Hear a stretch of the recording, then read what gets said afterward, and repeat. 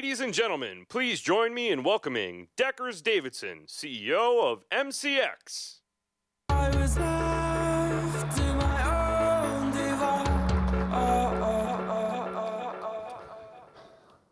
Good morning, and thank you for joining me this morning. I'm excited to have the opportunity to finally speak to you directly about MCX and currency. We have a lot going on. Now, a lot's been happening the last 2 or 3 weeks for us, and I've been reminded of an Oscar Wilde quote that came to mind. Some of you probably are familiar with it. Here's how it goes. There's only one thing worse than being talked about, and that's not being talked about. So we at Currency are flattered by the attention and excited to tell you our story. So this is the first time that I've had a chance to get before a public group to tell you what we're all about, and it's the right time for us to do that. Let me start by telling you, this is real. This is happening. We are in market. We're doing transactions. We have launched with merchants in several American cities with their employees and associates. It's been a great way for us to test our product, to test our people, to test our systems, and to test our partners, to do it in an environment before we go live with the public, which will be happening very, very soon. So we're learning a lot from the consumers, the thousands of consumers that have been using the Currency app at their stores. Now, this innovation business, this experimentation business, this business of creating new things, brings some things along with it. And like other entrepreneurs before us, many initially ignored us, thought we were pursuing the impossible dream. It could not be done. Some have mocked us or laughed at us, and that's fair. Few of people are now attacking us. And what I would tell you is all of that is to be expected. It all comes with the territory when you challenge the status quo. We're undaunted, and we're moving ahead to bring a better value to American consumers through our mobile commerce network and our mobile commerce app. So who is MCX? Who is the Merchant Customer Exchange? Well, we're a startup venture based in Boston, which has become a hotbed for mobile payments and mobile commerce activity. We have staff all over America. The leadership team was put in place just a little over a year ago. We're actually a venture with less than 100 full-time employees, but don't let that mystify you. We actually have 80-plus merchant brands who have teams nearly equal to our size. So we magnify our presence with our merchants. Importantly, because this whole business of mobile commerce and mobile payments, it's a partnership game. If anybody thinks they can do it by themselves, I think they're mistaken. We're partnered with several entrepreneurial companies who've built great best-in-breed technology to bring to market.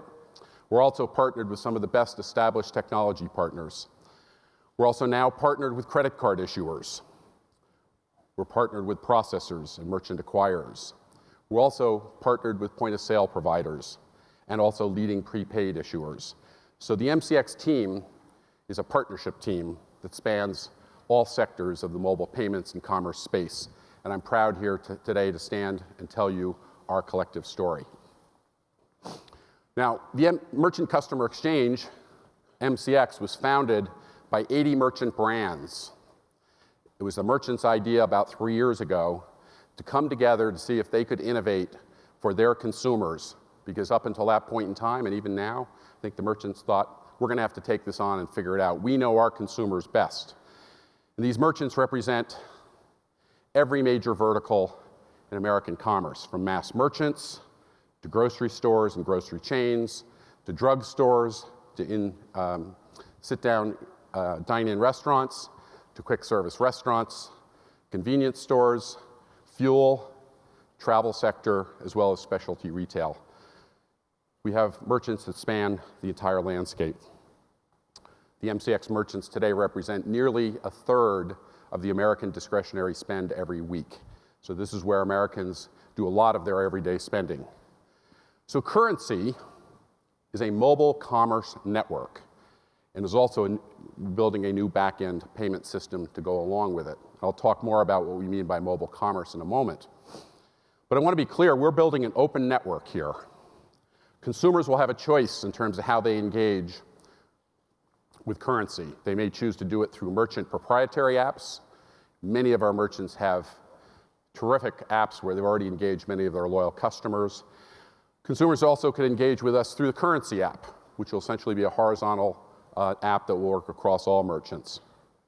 Importantly, consumers can also engage through bank apps. Our bank partners will have the opportunity to embed the currency capability in their app. So for consumers that prefer to do their shopping and payment through banks will have that opportunity. And I could also imagine several other additional apps that may want to take advantage of the currency capability. We're building something that is open for all because American consumers need to have the choice to how they engage. Now, the inspiration behind MCX came from many sources. I'll speak for a moment about the inspiration I've had, and I think the inspiration for many of you in this room. All of us have been born in the dawn and the growth of the digital age. And for me, that moment occurred just about 30 years ago. Few remember the 1984 Super Bowl, but many remember, and most remember, the iconic advertisement that ran at halftime. I believe it was then the first $1 million ad. It showed a citizen marching through town who became a warrior to ultimately challenge the status quo. There was a better way, said this company, for consumers to use technology. Technology should be the servant, not the master. Well, so that was how Apple Computer burst onto the scene. And Apple clearly has risen to become one of the world's most admired companies and a company that's done terrific things in terms of helping consumers embrace new technology. Now, Apple started in garage, and a lot of the digital entrepreneurs also started in garages, and that's been part of the legacy of the digital era.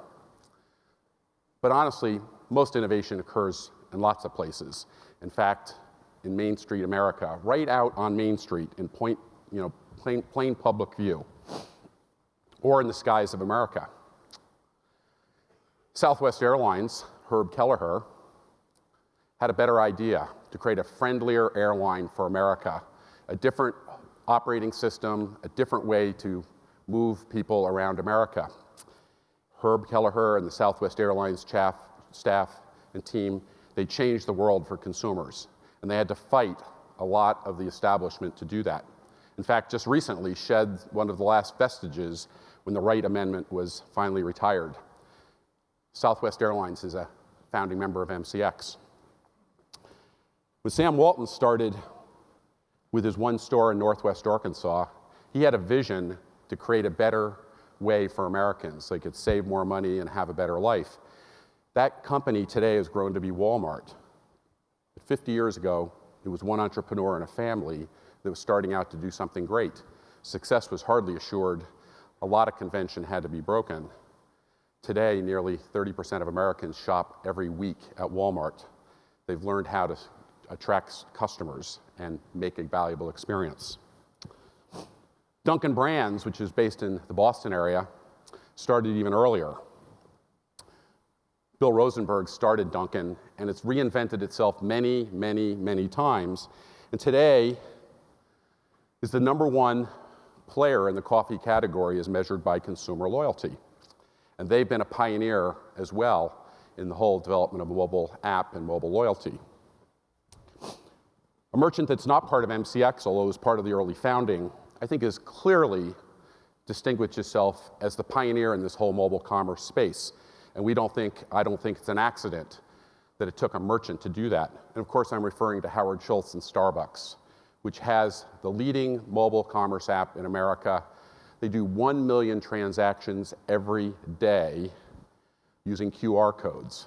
And now 17% of all transactions at Starbucks occur through the mobile device to create a better loyalty program, a better consumer experience. So this innovation game doesn't just belong in garages, it's just not on phones, it's actually out on Main Street. So the merchants of America see their moment to innovate for their consumers, to take the mobile revolution and make it work even more for their consumers. So let's talk about the currency solution. What is it? We have a single vision here to directly connect merchants and consumers for deeper and more personalized relationships.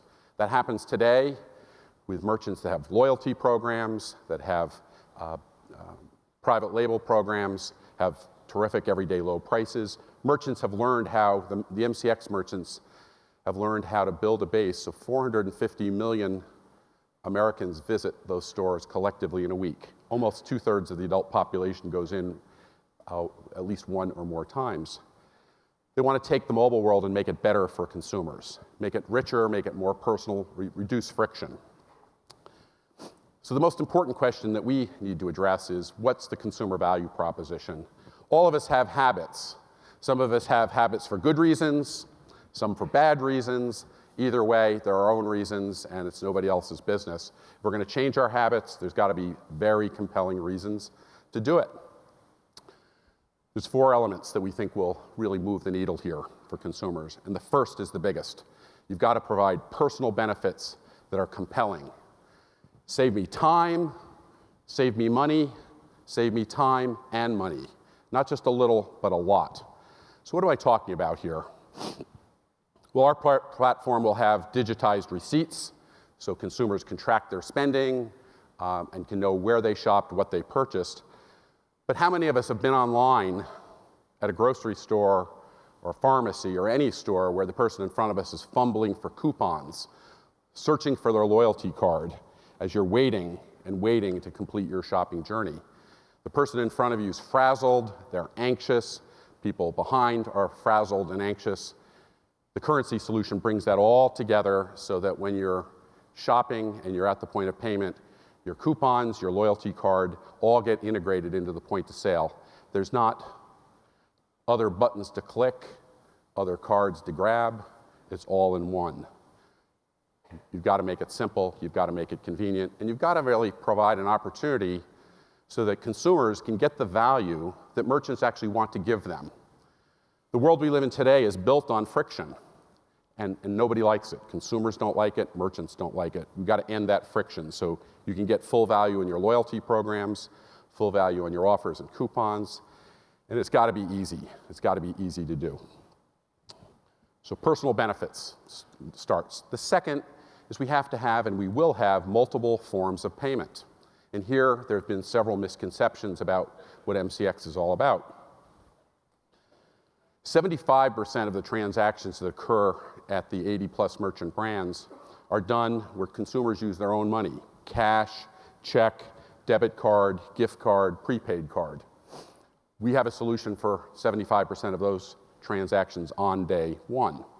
The balance will use open loop cards or private label cards. We're going to have private label, and we will have open loop credit cards as part of our program when we launch. We'll have more and more over time. Because our merchants focus on everyday spend, we also care and think a lot about the unbanked and the underbanked. And 28% of Americans are either in that category, that is unbanked or underbanked. By having reloadable gift cards, reloadable prepaid cards, we're going to appeal to those consumers as well. We also recognize that millennials are moving more and more towards using no credit. And so we want to have solutions for them too. But what I want to make clear is consumers can choose their payment preference by merchant. We'll have the option for open loop cards in our solution on day one. Consumer will choose what they want here. So that's the second part, broad forms of payment. The third is that we have to have a platform that's secure and puts the privacy of consumers front and center, and we have. No information will be stored on a consumer's phone. No information on the consumer's phone. We use credible, best-in-class secure cloud, tokenization and dynamic pay codes, dynamic QR codes to send low-value tokens to and from the cloud. So the transaction occurs or happens in the secure cloud. Consumers also, and this is very, very important from a privacy perspective, consumers will have the choice how they want to engage. consumers want to remain anonymous to merchants, they will have that choice. They must have that choice. If consumers want to tell the merchant more, and many do, because they enjoy the loyalty programs and the offers and the engagement that they get, they can. But we've created a privacy dashboard that makes it easy for consumers to turn on or off how much information about themselves goes to merchants. Now, a big misconception about currency is that we do not require a driver's license or a social security number to register. It's a misconception. It's been promoted by others. It's never been the case. The final point I'd make about our value proposition is that consumers want a mobile solution that works where they shop, not just at one merchant, not just at a handful. So we will provide consumers options where they frequently shop, so there's multiple touch points a week, where they already shop, as I indicated earlier. 1/3 of discretionary spend occurs inside the merchants that are already part of MCX, and we look forward to bringing more on, because MCX is intended to serve all merchants, large and small. We also have a solution that works for consumers where they want to shop. It's important for us to have multiple players in each vertical. We have multiple grocery stores, we have multiple drug stores, we have multiple mass merchants. Consumers want that choice, they demand it. The final point I'd make about the currency solution is it will work on nearly all phones, all iOS phones, all Android phones. That represents about 93% of the devices that are in handsets in the hands of consumers today. There will be no need at all to buy a new phone to use the currency app. So let me talk just for a couple of minutes about why we think currency will succeed. Because we built currency to succeed for consumers, but also for merchants. For consumers, there are 4 benefits. Personalized benefits, broad forms of payment, security and privacy, and the fact that it's widely accepted. For merchants, this is an opportunity for merchants to directly engage with the consumers that they know and of whom they built relationships with for years, in some cases decades. It's also a platform where merchants can own their own data, protect their own data, and provide platforms to ensure that consumers can protect their privacy. So there will be no third party in between here that will take away the relationship that each merchant has with their consumer. The proof, I think, though, is in the experience. In the 3 years since MCX was formed, in the last 15 months since the team and the technology we put in place, a lot of efforts been put into creating fabulous use cases. It's not simply the experience on your smartphone, it's actually what your experience is as you walk into the store, as you think about your shopping journey while you're in the store and afterwards.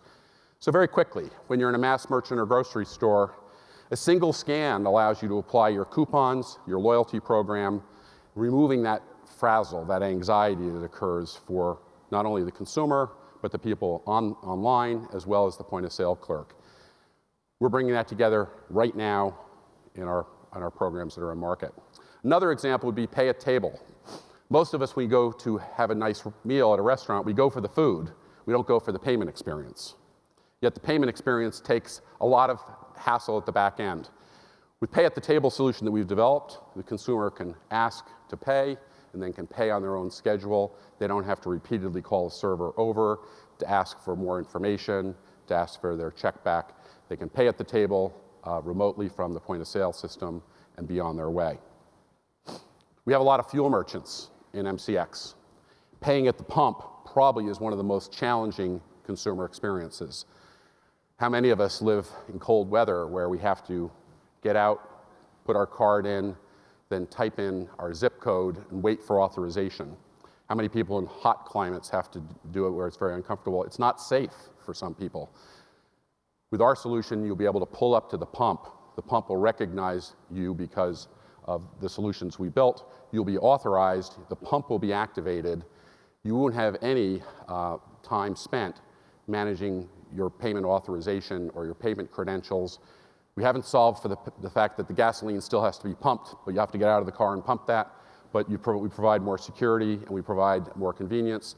And incidentally, what an interesting way for fuel merchants to think about creating a cash price by paying for currency where you don't have to walk into the store, put down your $40, go back, pay and pump. So there's great ways here where you can save consumers time, and money. I could talk about many and many other use cases, certainly buy in advance, pick up in store, drive through, the list goes on, but we spent a lot of time thinking about these use cases. So as I finish up here, I'd like to just offer a couple of words. This is the ultimate example of the Chinese proverb that we live in interesting times. It doesn't get much better than this, as far as I'm concerned. But only time and consumers will determine the winners here. With all due respect to my merchants, to the great technology companies that are here, to the fabulous banks that are in the room, to the networks, and all of us, the American consumer is going to choose the winner here. We're excited to be building our momentum. We're really thrilled where we are. We also know that if you want to change the status quo, you have to challenge the status quo. And you're going to get a little back talk when you do that, and that's just fine with us. We're confident and determined. We also bring a sense of humility to this exercise. My father was an inventor and a very successful entrepreneur. It took him almost the balance of his career to achieve that success. And so I watched this as the oldest son. My dad once told me, and I've tried to keep this in mind, you can start out in life humble, or you can end up humble. The benefit, he said, of being humble at the beginning is you actually make more friends, but more importantly, you learn more. And what we need here is we need humility, honest to God humility, to listen to American consumers. The consumers will tell us how to succeed here. We can be only so smart. We have to be smart enough to listen. So in closing, I'll say the winners and wishers will be determined by the consumers of America. And we're thrilled to be in the arena.